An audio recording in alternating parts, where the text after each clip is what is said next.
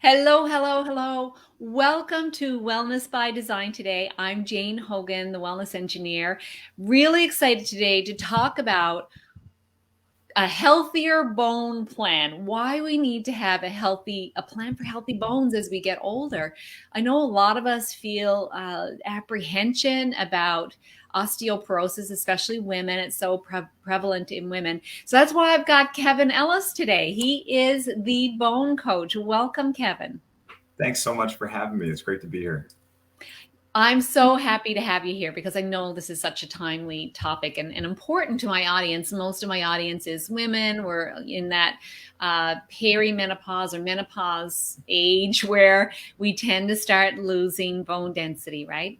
So I'm going to tell everyone a little bit about you. Kevin Ellis, better known as the Bone Coach, is a certified integrative nutrition health coach, podcaster, YouTuber, bone health advocate, and is the founder of bonecoach.com.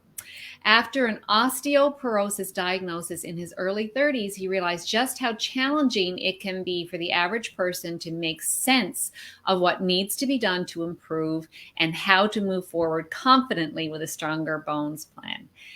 So not only has he transformed his own health, he made continued progress in his own journey. He's now dedicated his life to helping women with osteopenia and osteoporosis.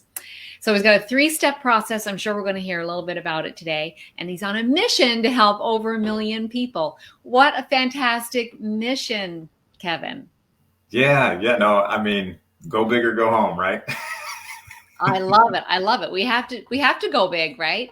Yeah, And why not have a mission? I'm the same way. Like it's fun to help out one person at a time, but why not help out millions, right? yeah. So you got started. This is pretty unusual to have a diagnosis, especially a male, of osteoporosis in your 30s. So let's hear a Yeah. little bit about that.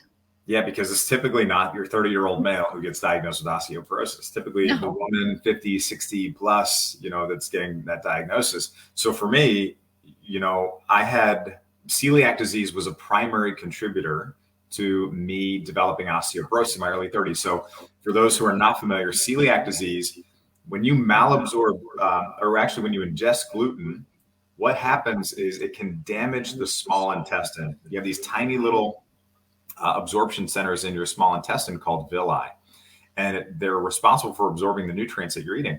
When you ingest gluten, it damages those villi, and where over time they become blunted. So my roots were effectively becoming damaged. I couldn't take in the nutrients that I needed.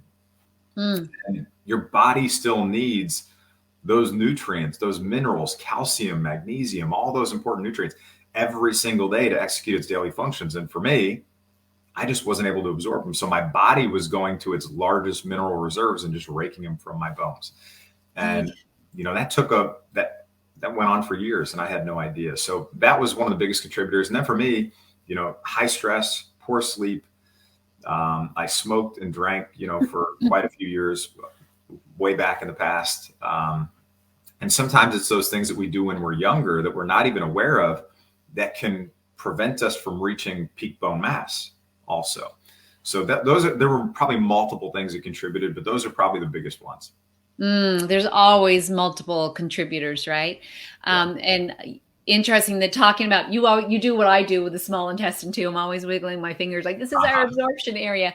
But the damage that you're talking about means that we don't absorb. So it's kind of like people say you are what you eat, which is not really true. You are what you absorb, right? So if the small intestine is damaged by something like gluten or other things, then we aren't absorbing what we need. So yeah, so that took you on the path to becoming the bone coach, and so now you help women. So what do you see as where do you begin to help women when they come to you? Well, let's talk first about what is osteopenia and what is osteoporosis. What's the difference between the two of them?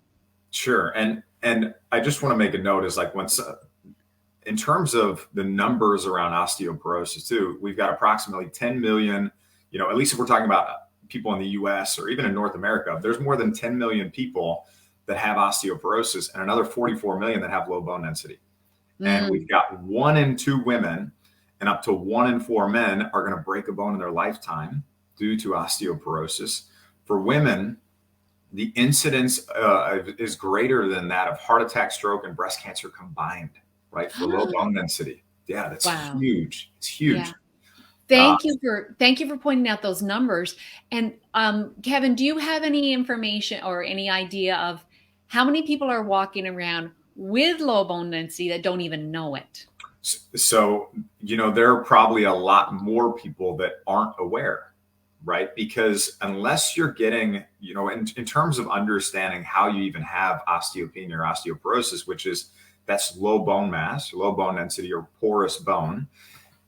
In terms of understanding that, there's a test called a bone density scan that's done, or a DEXA scan. It's called dual energy X-ray absorptiometry, painless test, kind of like an X-ray, but very low levels of radiation. You go, you lay down, does a scan, and it tells you your bone mineral density, the measure of how much bone you have. And then what it does, it generates this score called the T-score. And the T-score is going to tell you how much your bone mass differs from the bone mass of a healthy, approximately 30-year-old adult.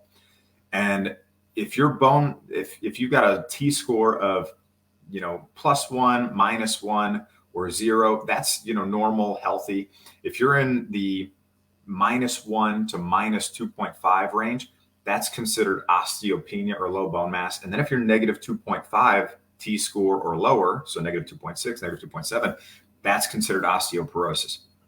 And the greater that negative number becomes, the more severe the osteoporosis and the greater the risk for fracture. So those are at least the general numbers of understanding that, how you have osteoporosis and what those numbers mean. And most women are getting these as a check in the box, right? You go in, it may be you're past menopause now, you go into your gynecologist or whoever you're seeing at that point, your primary care, and they say, let's do a bone density scan. You get it done. And then a lot of times people find out that they have low bone mass, or they've had some bone loss taking place. So, and even in those years, like the 5 years right after menopause, you could have some people have up to 20% loss of bone mass in that time too. So it's a pretty sizable drop for some people. So you have to kind of get ahead of these things, and we always want to be on the side of prevention and not reaction too. Right. So much easier to prevent, right? And that's kind of what we're talking about today, because we're talking about a plan to prevent osteopenia and osteoporosis. So osteopenia, I think you kind of said it's low density, but it's not a diagnosis of osteoporosis. That's right. Right. So what triggers that? It's the level of bone density that triggers the osteoporosis diagnosis? It'll be the score classification. So like where your score falls, that T-score falls, that's what determines how they classify, what you have, whether it's osteopenia or osteoporosis. Okay. So Kevin, is this inevitable as we age? Like, is it like we're definitely going to get osteoporosis? I know that it's not true, but I'd like to hear from you why it's not true. Yeah, it's absolutely not true. Now, I do want to say, because one of the things I hear all the time from people is, I have poor genetics. I saw my mother or I saw my grandmother, and genetics absolutely play a role. Okay. They absolutely play a role, but you can't focus on the things that you can't influence, right? You can't affect your age, your genetics, your gender. There are other aspects of bone you just can't influence, but there are plenty of things that you can influence. Now, in terms of what I always like people to think about too is when you get your bone density scan results, it doesn't necessarily mean that right now, present day, you are still actively losing bone, right? It doesn't necessarily mean that right now something immediately has to be addressed. So that's the first thing I want to point out. There is a test called the serum CTX. It's a CT low peptide blood test. And what it does is it looks at the activity level of cells that are breaking down bone. And if that activity level is elevated, that can be an indicator that right now, present day, you are still actively losing bone. Now, if you are still losing bone today, something's contributing to that, right? We need to go to work figuring that out. So that's when we look into the root causes of bone loss and osteoporosis. And a lot of people don't know this, but there are multiple types of osteoporosis. There's primary osteoporosis, That's related to a decrease in estrogen in postmenopausal women, right? Estrogen has a protective effect on bone. When those levels decrease, as they do during menopause, that causes an increase in the activity level of cells that break down bone. Okay. Then there's a whole nother cause of osteoporosis, which is secondary osteoporosis. And that's where it occurs because of the result of some of these things like behaviors, disorders, diseases, medications. All those things can then play a role into fueling bone loss and contributing to osteoporosis. So for somebody like me who developed osteoporosis in their early 30s, a secondary cause is going to be a contributor at that point. Okay. All right. So, what can people do? Well, first of all, well, you mentioned estrogen and how when we lose estrogen, it has the protective effect. What are things people could do to prevent osteoporosis and osteopenia? A couple of things you could do. So if there are active contributors to bone loss right now, so let's even just break down some of those causes and contributing factors. So let's talk about medication for a second. So glucocorticoids, those are a type of steroid medication designed to suppress inflammation. They're mimicking natural steroid hormones in the body, and they're used typically to treat conditions like asthma, autoimmune disease like rheumatoid arthritis, prednisone, cortisone. Those are some other names. Bone loss is a common side effect of those medications. Okay, so that's an important one to understand. Okay. Immunosuppressive drugs, those can contribute to bone loss. SSRIs, so selective serotonin reuptake inhibitors, that's pretty well documented that it can contribute to bone loss. Antacids and PPIs, proton pump inhibitors. A lot of times people will they might actually have low stomach acid, and that could be why they have heartburn and reflux and things like that. So what do? They take Tums and proton pump inhibitors for that. And I see it a lot. I see it too. A lot. Sad. Yeah. And what happens is we go then and we suppress what little stomach acid we do have. So not only can PPIs help contribute to bone loss, but what they can do is if we're reducing that stomach acid, you need stomach acid to properly break down and extract nutrients from your food. Amino acids, right? Those are the building blocks of proteins, which your bones are 50% protein by volume. You have to have a steady supply of amino acids. Calcium, the primary mineral constituent of your bones. Magnesium, iron, B12. If you got low stomach acid, that's going to contribute to bone loss also. So yeah, those are some medication. Then autoimmune conditions can also contribute. So we want to focus on how can we get that autoimmune condition into remission. And then anything that's contributing to inflammation in the body, that's going to turn on those little match switches in your body to ramp up inflammation, and that's going to fuel more bone loss too. So yeah. So if inflammation is a contributor and autoimmune conditions, which have an inflammation side, well, that's the root of them, the inflammation. And then we've got medications. All of these things are affecting our gut health, right? Are linked to our gut health. So I imagine that there's a really strong connection between gut health and bone health. Absolutely. There is a very strong connection. You said it perfectly earlier when you said you're not what you eat, you are what you absorb, right? Because a lot of people focus so much on the salads, the smoothies, the supplements that they're not considering, like if you're picturing your body and your bones as like a plant, basically, they need the right nutrients and the right conditions, right? If you're focusing only on salad, smoothies, supplements, you're not considering the soil. And you have to focus on that's your gut, right? Your gut is like the soil. Yes. But in order to absorb anything, you need roots in your soil. Those things we were talking about earlier, those villi, those tiny little absorption centers. So there are multiple parts to the digestive system. So if you're not taking in the right nutrients, and then if you've got low stomach acid or something like that, you can't break down and extract those nutrients. And then if they make it to the the villi in your small intestine, you can't absorb those nutrients, or those roots, those villi are damaged, that then makes it even more challenging to absorb those nutrients. So gut health plays a major role Right. All right. So I imagine, I know that you're also a functional nutritionist, so you're definitely pulling nutrition into this. So let's hear a little bit about the nutrition side and how you use that to improve gut health, which then in turn will help improve bone health. Yeah, and so many people ask me, what's the perfect diet for osteoporosis? I will tell you, they hate my response because there's not one, right? We're all biochemically, genetically unique individuals. We're going to respond to Yes. different foods, supplements, dietary approaches differently. And what works for one person may not work for you, right? If you can see as much as you want, eat this superfood, it's guaranteed to be good for every single person.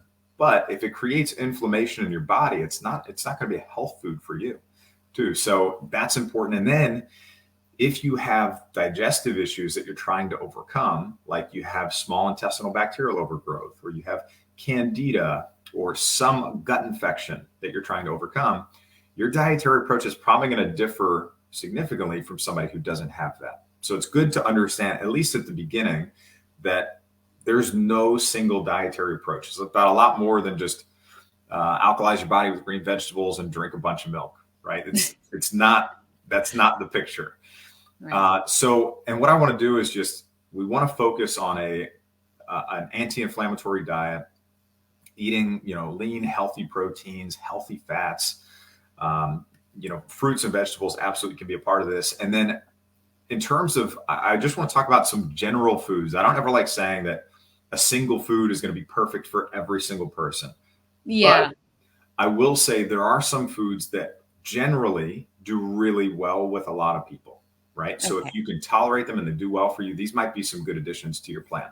So number one, fish, but not just any fish.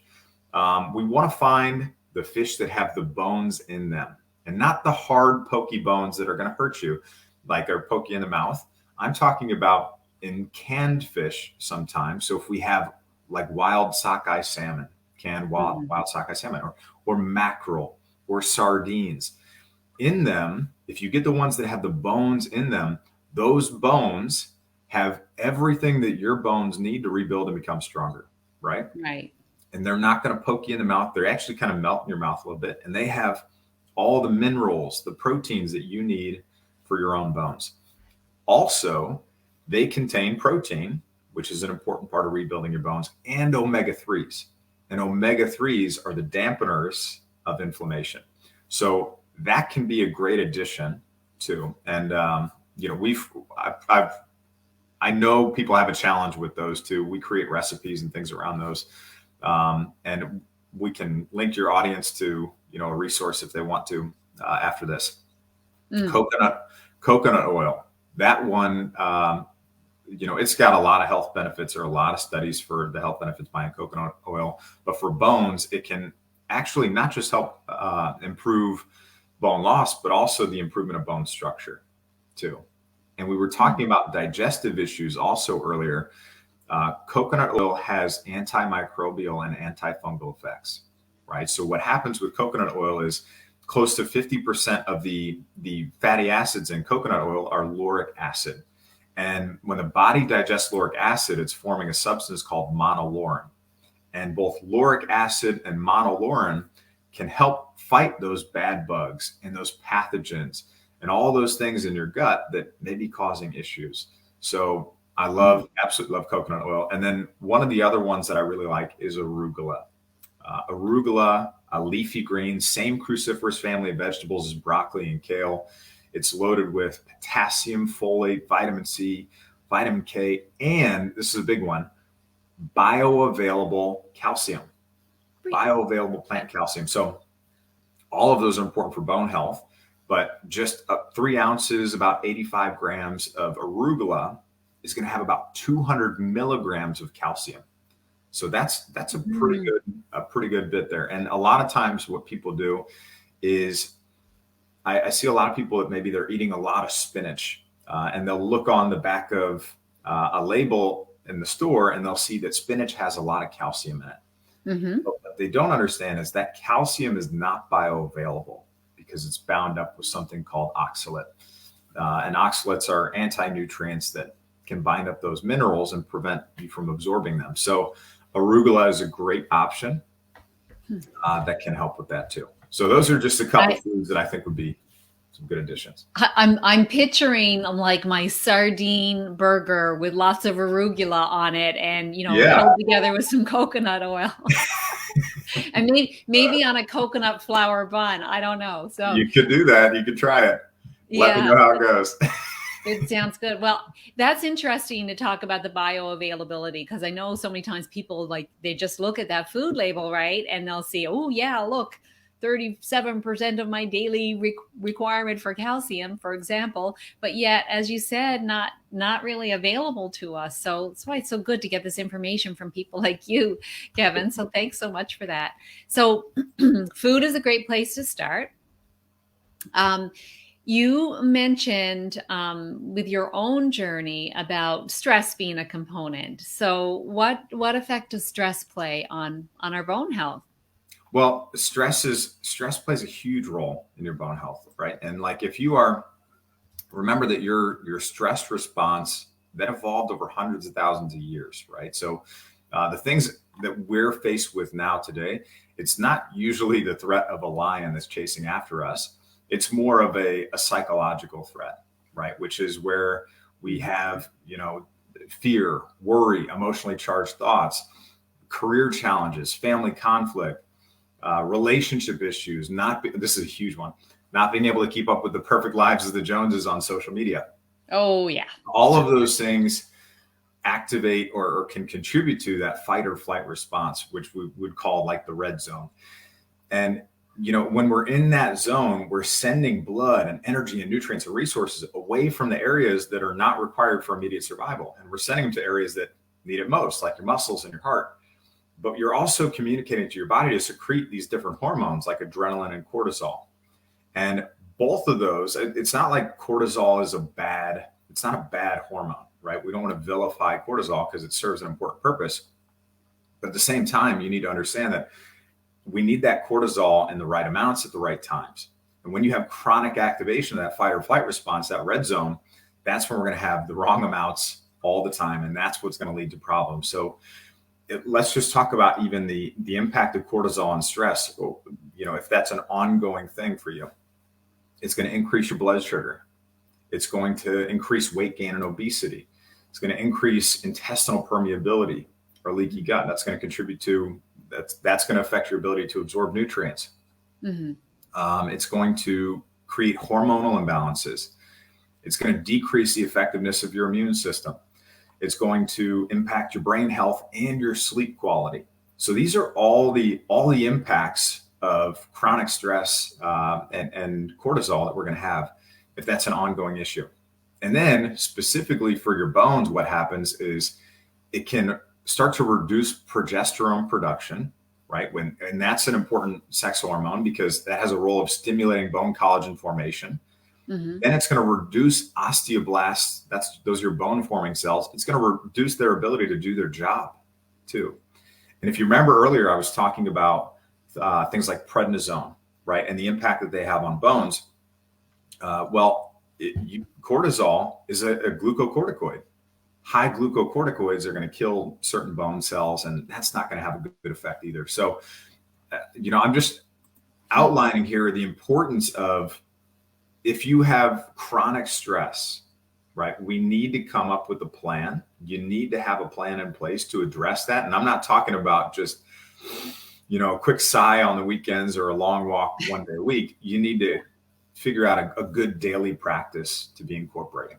I think we've gotten so used to the feeling of stress that we don't even really realize that it's stress. I know that was the case for me, and I see that over and over again. We're just kind of got this undercurrent of stress all the time it can even come from emotions. Like it's not even always situations. It's just like we could be carrying stress from traumatic events or events that we perceived even as traumatic when we were like 3 years old, right? Yep, absolutely. So yeah, I love what you talked about there, having a plan. Now, like we're just touching on things in this short interview. And I know that you're offering a free masterclass, and Uh-huh. I got a link to it here. I'll just share it on the screen, but it's also going to be in the notes, your strongerbonesmasterclass.com. So Yeah. you want to tell the audience a little bit about that? Yeah, of course. And this is, this is, we're going to give access to Jane, to your community and stuff too. And all this is walking through it's walking through the 3 steps. Like, okay, what do I do? How do I create a stronger bones plan? What are the areas that you need to be aware of? Even if you don't have osteopenia and osteoporosis right now, this needs to be something on your radar, right? The rates of bone loss and osteoporosis in this country are increasing. They're not on the decline. That's for sure. Mm-hmm. So I would definitely make sure you do the things now and you learn what needs to be done to be on the side of prevention and not reaction. So in the masterclass, what we're going to do is teach you the 3-step process that we walk people through to help them get to the point where they're building stronger bones, addressing bone loss, building bone strength. It's 50 minutes, 50. So there's some great information in there, and you get a free recipe guide when you sign up for the masterclass too. So that'd be super helpful also. Yeah. Okay. And I'll be sure to share that link as well for the audience. So that's fantastic. And people, I love what you said there, that it's for everybody. It's not just if you've got a diagnosis. I'm going to do it. I'm going to do it because I know that I need to have a stronger bones plan as well. So Kevin, I always ask people in my audience this question, or people, my guests for the audience, is one question: what's one action someone could take today to improve their health? So what have you got to say for us, Kevin? Focus on progress over perfection, right? Just get started.